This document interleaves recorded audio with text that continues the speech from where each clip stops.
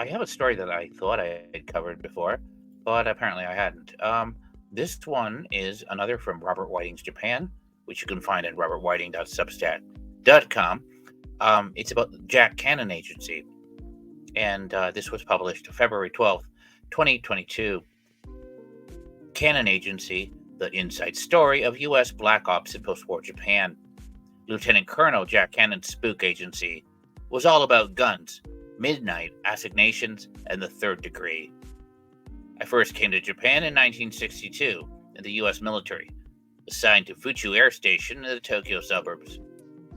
I was 19, a trained electronic intelligence analyst working in the Elint Center, a windowless bunker protected by armed guards under the joint supervision of the Central Intelligence Agency, CIA, which was making top-secret U-2 spy flights over the Soviet Union and Red China 3 times a week, and the National Security Agency, which operated low-altitude flights and coastal surveillance missions in those areas. The Elint Center was an important cog in the overall U.S. defense scheme of things at the time. It was a primary target of the Russians during the Cuban Missile Crisis. At one point during the 13-day standoff, our superior told us to write our farewell letters home.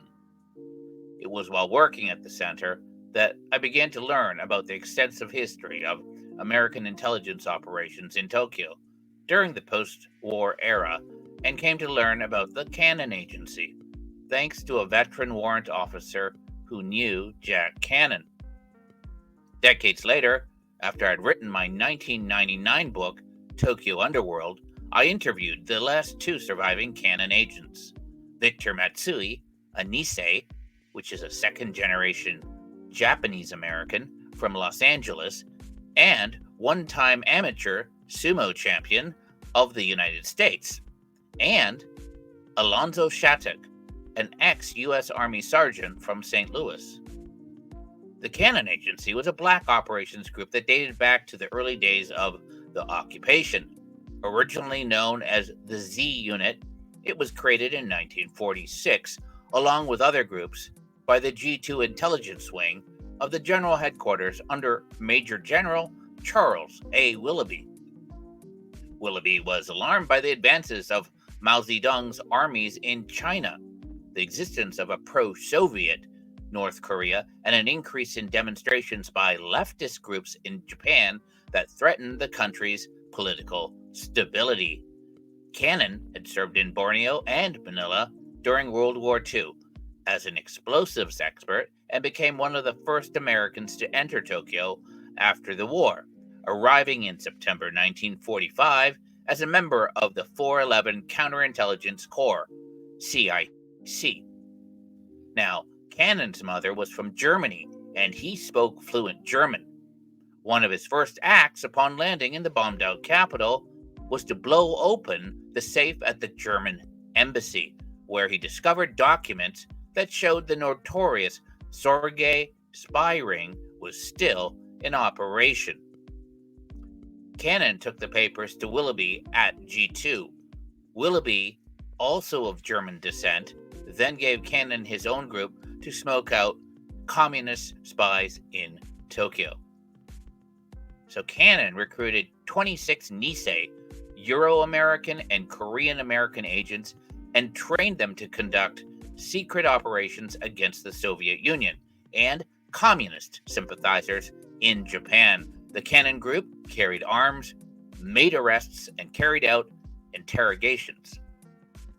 It was one of a number of such groups in the G2 whose targets expanded with the creation of the Communist Democratic People's Republic of Korea, which is North Korea, and the communist takeover in China. Events which helped transform the occupation's initial goal from turning Japan into a peace-loving Switzerland of Asia to building it up as an Asian bulwark against communism. Among many Canon Agency exploits was the 1948 infiltration of the newly established government of the DPRK, North Korea, which Canon learned through underworld informants was manufacturing heroin refined from the opium fields in Manchuria, with the intention of flooding the Tokyo-Yokohama area with it. The DPRK regime had two goals. Victor Matsui, who had spent most of the war in an internment camp in Arkansas, told me. One was to sell as much of their drugs as possible in Japan and channel the profits to the Japanese Communist Party. The other was to turn as many American soldiers as possible into heroin addicts, so they'd be unfit to fight in the war that was coming on the Korean Peninsula, which broke out 2 years later in 1950. Until then, there had not been a lot of heroin in Japan, except that brought in from China by the ultranationalist Yoshio Kodama, whose Kodama Kikan, comprised of Yakuza, had plundered China to fund the war effort back home. It was Kodama's wartime treasure chest that had founded the Liberal Democratic Party in 1955. The DPRK project was much more ambitious.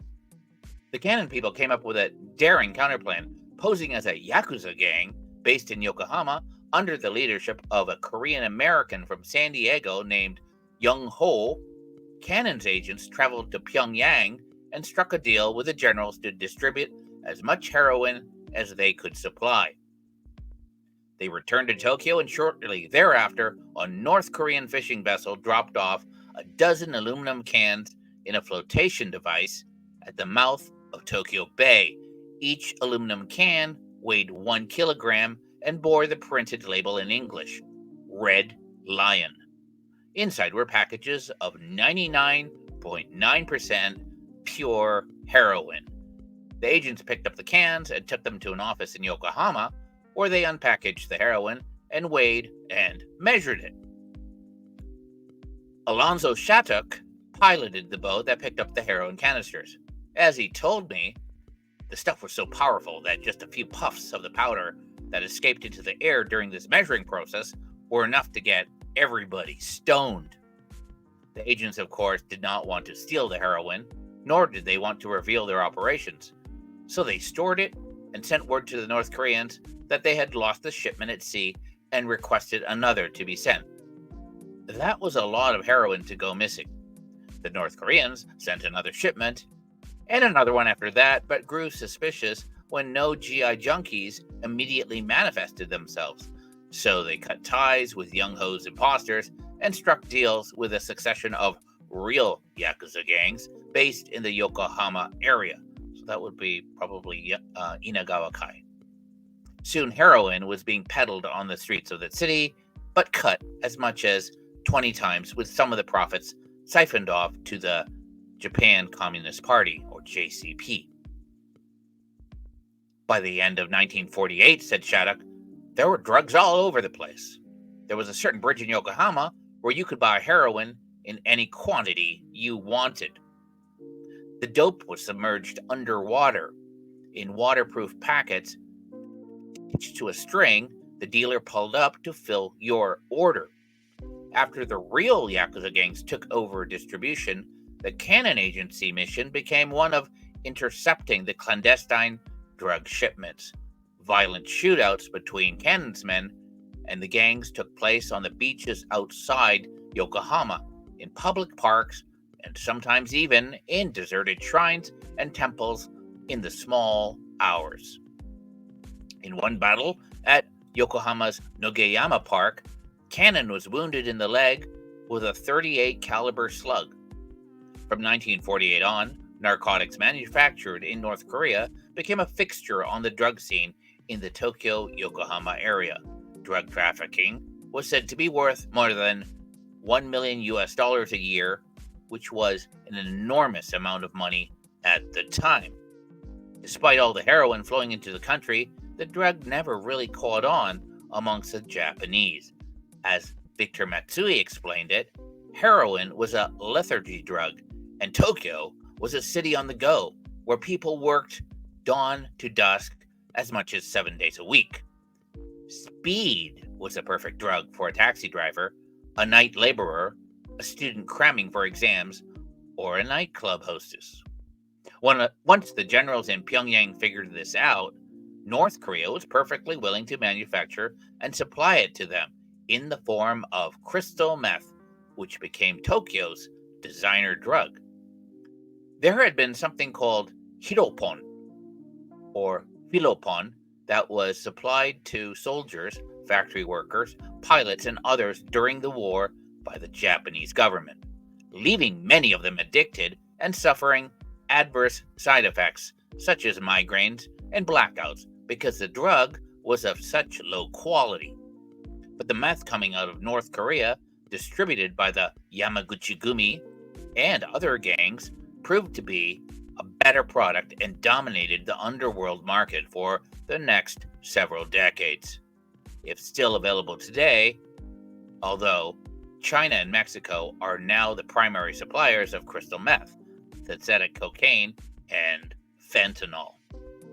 The Hongo House, the headquarters of the Canon Agency for most of the occupation, was the Hongo House in the former Iwasaki estate, built on a palatial scale like something out of the Great Gatsby.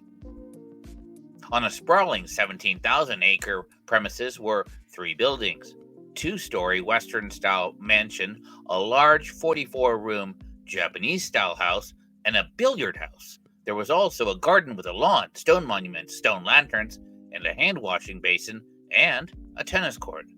Originally the home of Baron Hisaya Iwasaki, the eldest son of the founder of the Mitsubishi Group and its third president, the Iwasaki estate was designed by the British architect Josiah Conder, who lived from 1852 to 1920, and was completed in 1896. Canon's headquarters in the Hongo House had the feel of an old European hotel. On the first floor were a big dining room with a fireplace, a big kitchen with a pantry, a library, 9 bedrooms, and 4 assorted smaller rooms. Canon's office was upstairs overlooking the garden. According to his interpreter, Vic Matsui, Canon had decorated the garden with empty Coke bottles, tin cans, beer cans, and light bulbs, and used them for daily target practice, often firing at them from his desk with the gold-plated pistol he always carried with him. Once, he took aim at an intruding crow and broke a store window in Ueno's Ameyoko-cho, a busy market area, causing a minor scandal. Guns and midnight. Canon knew more about firearms than anyone in Japan. According to Matsui, quote, he was a real gun nut. He had the shooter's Bible memorized. You could wake him up at 3 o'clock in the morning and ask him what the weight, length, and velocity of a German Walther PK was, and he could tell you, even if half asleep. Canon, in fact, would later invent the Glaser safety slug and would die when a gun he was building went off and sent 2 bullets into his chest, thereby demonstrating that the slug was not at all that safe after all. Canon was a night person, Shattuck told me. All the agents were. His routine started after dark when he went out to meet undercover operatives, collaborators, and rival agents, and also perform recon on suspected communist activities. He'd assume a false name and go to bars and nightclubs and receptions where he thought he could get the information he was looking for. The ladies liked Canon, Shattuck added. A big guy, burly, good-looking, with a high forehead.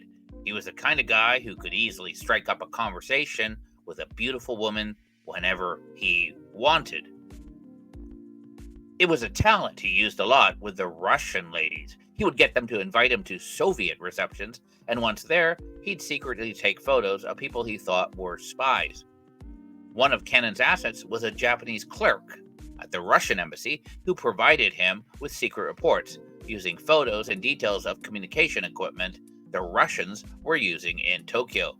Canon also turned a Japanese field operative working for the Russians to his side and supplied him with misinformation in the form of documents and tape recordings to dispense to his contacts. When he wanted to send real information, Canon encrypted his messages, recording and compressing them so that they could be sent over the radio in bursts, lasting a matter of seconds.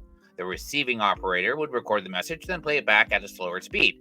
Meetings with contacts usually took place in the middle of the night, in public parks like the Hibiya Park in Tokyo and Nogayama Park in Yokohama.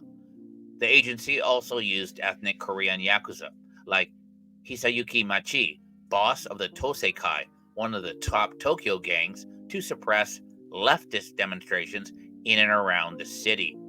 In the basement of the Hongo house was a utilitarian office with a desk and a cot in the corner that looked like it had once been a bedroom or servants' quarters. There, Canon and his people would interrogate known or suspected communist sympathizers they had arrested. They held one guy down there, said Shattuck, a leftist journalist named Wataru Kaji, who was also for Red China for 5 months. Canon kidnapped him off the street. He was lucky in a sense because he had tuberculosis, and our doctors cured him of it, but only after he had given it to a couple of our agents. The Canon Agency held on to Kaji until December 1951, as the occupation neared its end, and they had to leave. According to Shattuck, they didn't know what to do with him, so they turned him over to their Japanese counterparts in intelligence, who didn't know what to do with him either. They held on to him for a while and then released him. He went straight to the police, and the newspapers picked it up, and it became a national scandal. That's how the Japanese public first learned of the existence of the Canon Agency and that it was a black ops group. The leftists went nuts. They blamed all sorts of unexplained events on us, like the train wreck at Matsukawa in 1949, but they didn't know what they were talking about. Closing down. The beginning of the end for the Canon Agency came shortly after the occupation closed down. A CIA representative simply walked in one day, appropriately clad in a trench coat and fedora, and announced that all military intelligence operations in Japan would henceforth come under the CIA's control. Said Shattuck later, it was a complete fiasco. The people they sent over from Washington couldn't find their ass with both hands. Oh, not much has changed. Well, there were many resignations as a result, starting with Jack Canon, who immediately asked for a transfer and was sent to Fort Hood, Texas, where he wound up working for the CIA anyway. Glenn Davis notes in his book, Oswald and Japan, I'm quoting from the as yet unpublished English manuscript, that eventually, quote, Willoughby and Canon both ended up working for H.L. Hunt, an extreme right-wing Texas oil billionaire who later became a major suspect in the JFK assassination. Shattuck also resigned and stayed on in Tokyo to go into the nightclub business, opening up the Latin Quarter in Tokyo's Akasaka district in 1952 with the Manila-based gambler Ted Lewin and another Canon Agency veteran, Saburo Odachi, a 10th Dan judo black belt from Southern California. Later, Shattuck and Odachi opened Club 88, a popular Roppongi watering hole.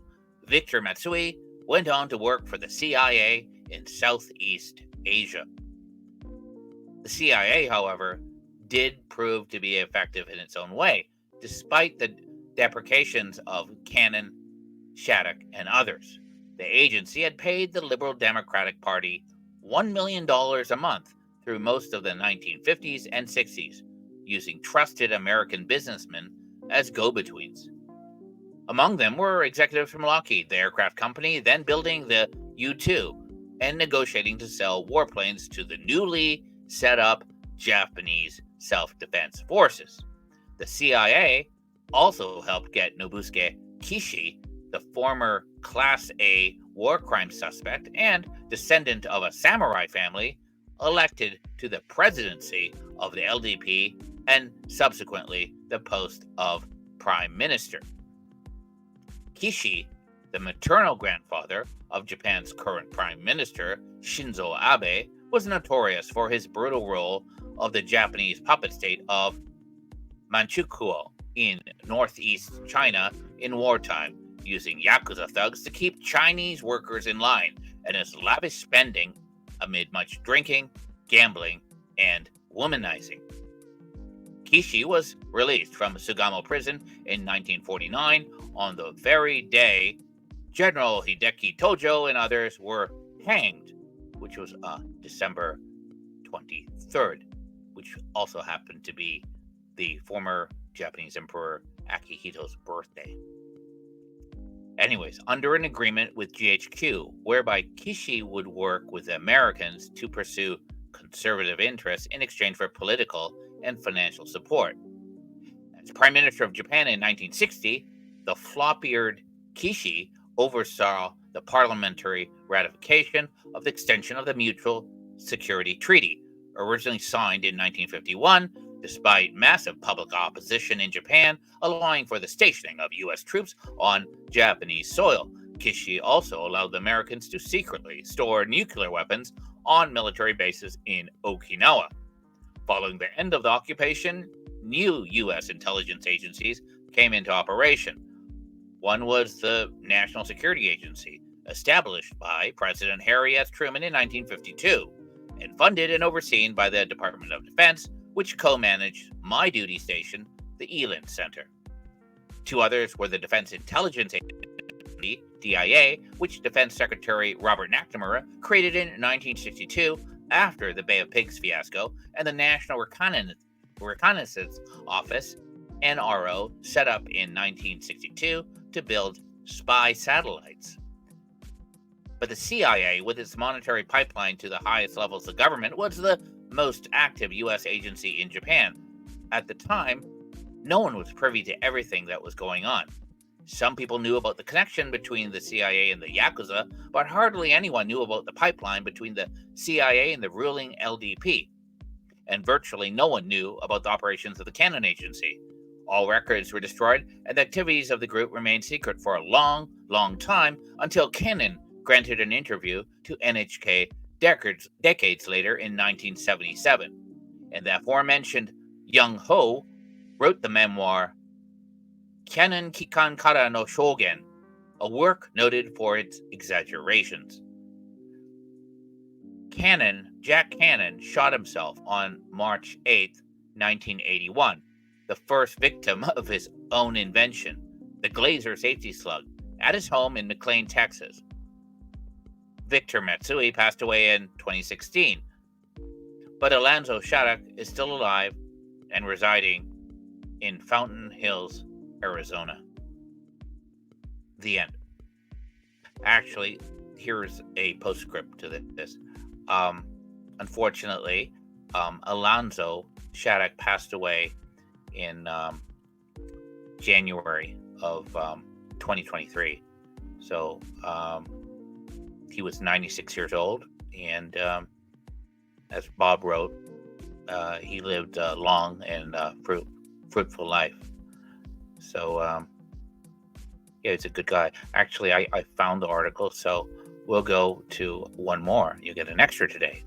This is Bob's Bullets. An era ends with the passing of Alonzo Shattuck.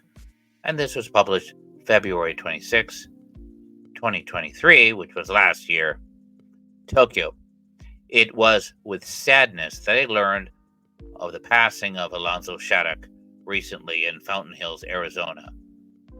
Al was the last surviving member of the notorious occupation-era Canon Agency, which Substack readers may recall reading about in an earlier post, the one I just read. Al was 96 years old and lived a long and fruitful life. Al was born in St. Louis, Missouri on July 1926. He dropped out of St. Louis University to enlist in the U.S. Army when World War II broke out and served on Iwo Jima. At the end of the war, he was sent to Japan and assigned to the Provost Marshal's office at the port of Yokohama as head of security. During his stint there, he shut down a very active black market trade involving GIs and Yakuza gangs and was recruited by the Canon Agency, a semi-secret black ops organization that fought North Korean drug trafficking and communist agents infiltrating Japan.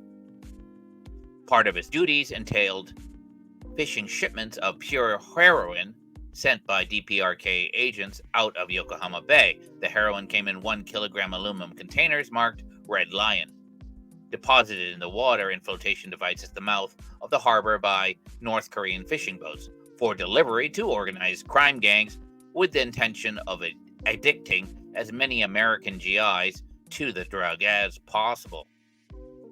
Shattuck was also involved in the kidnapping and interrogation of double agent Wataru Kaji, which later caused a scandal that rocked the Japanese national diet.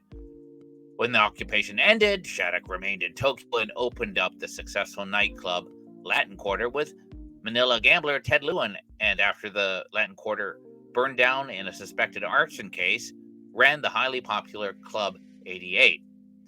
He was arrested and detained in the infamous Imperial Hotel diamond robbery, but was eventually released after several months without being charged. He said later that all the police were interested in what Shattuck knew about the CIA, which had replaced the Canon Agency and taken over all intelligence operations in Japan after 1952. Shattuck later became involved in the entertainment business through his contacts, bringing celebrities to the Orient to entertain the occupation forces stationed in the Philippines and surrounding countries. He traveled the world and eventually settled in Sao Paulo, Brazil, where he became a successful businessman and built a Buddhist temple for the large Asian population. It was an exact replica of the Golden Pavilion of Kyoto, Japan, the Kinkakuji. He lived in Brazil for 34 years, meeting his wife Lee in 1992, and eventually returned with her to the U.S. and a life in retirement in Fountain Hills, Arizona. I was privileged to know him and wrote about him in several pieces, which you can read at the following links. And one story I just read, and there are a couple others on the Imperial Hotel diamond robbery that was cited earlier. And it ends, Al Shattuck, rest in peace. Okay, so we got a 2-for-1 today. I hope you enjoyed that. If you like it, please like and subscribe. Also, take a look at Robert Whiting's Substack. It's robertwhiting.substack.com. I'll put the links in the description below. And I still think they have a free 7-day trial if you want to check out some of the articles. I don't think you're going to find any writer who has that extensive repertoire on post-war Japan, on Black Ops, like Bob Whiting. Okay, have a great day.